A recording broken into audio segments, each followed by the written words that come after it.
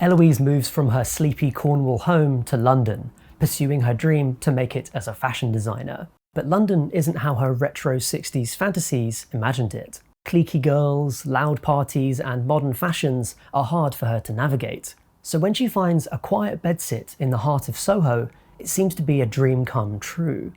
Except, every night when she falls asleep, she's propelled into the past, watching the story of glamorous Sandy and charming Jack play out against a swinging 60s backdrop. This much-anticipated Edgar Wright film is a bit of a departure from his previous work. It feels more straightforward, less concerned with Byzantine callbacks and calls forward, and more with telling its own horrific little story. Of course, there's still a poppy soundtrack, tricksy edits, and plenty of references to other movies. He's not suddenly become Ari Aster, Robert Eggers, or whatever, but it's more grounded, presumably drawing on Wright's own experiences as a kid from the sleepy southwest who came to London. Eloise's journey towards her dreams feels heartfelt. We first meet her dancing in this newspaper prototype dress that she's made in a retro fashion, and she's singing along to this 60s pop track. And then she sees her late mother in the mirror, reflected there, this ghost, our first inkling of her links with the afterlife. This character is a combination of quirky and gifted, and I think that's something that can often be quite annoying.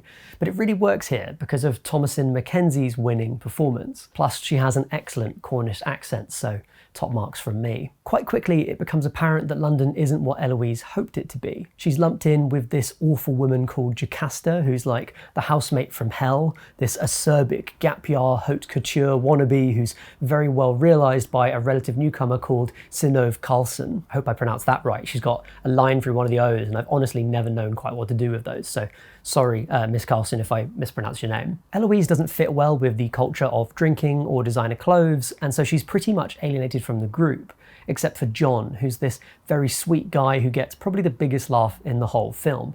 And it's a great role, by the way, for Michael Ajao, whose eagle-eyed viewers might recognise as the kid Mayhem from Attack the Block. What an intervening decade it's been for him and his co-stars, like John Boyega in that film. I really liked seeing a film with a university setting that doesn't portray hard partying as the only way to live.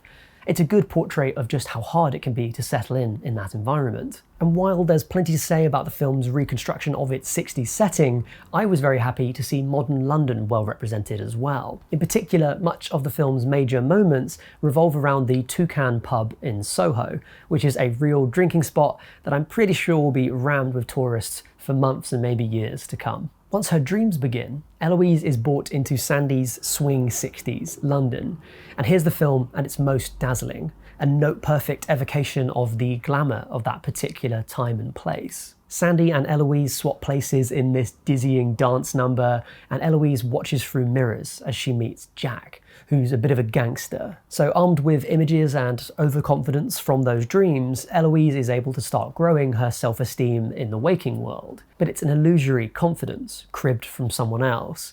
And one of the film's most effective ideas is comparing these two women's dreams of London versus its realities. Because of course, as it turns out, London in the 1960s was in many ways just as grim as it can be today, as both Eloise and Sandy find out. Now, our press screening came with an explicit request from Edgar Wright not to discuss the final third, which I will mostly respect here. If you take a look at Wright's BFI season, which is currently showing all of the films that influenced The Last Night in Soho, you'll see plenty of leery Soho backstreet movies with fallen women and shiny suited gangsters. If you follow those influences, you'll find no big surprises here. I will add that the final third of the film doesn't match up to the focus and strength of ideas that precede it, and have elements that I think will make it a troubling watch for those who are triggered by themes around sexual coercion. The film becomes very muddled, particularly in its politics, and it really drags quite a bit. Despite all its glamour and time travel, Last Night in Soho is really a ghost story,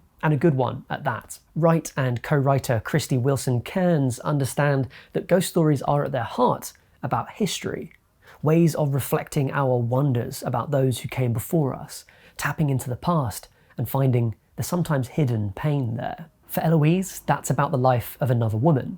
For Wright, Last Night in Soho is obviously doing something similar, but for him as a filmmaker, plunging into the style and ideas of some of his favourite films. That's it from me, but I can't wait to find out what you thought about Edgar Wright's Last Night in Soho. Let's have a chat in the comments below. Have a good one, and bye for now.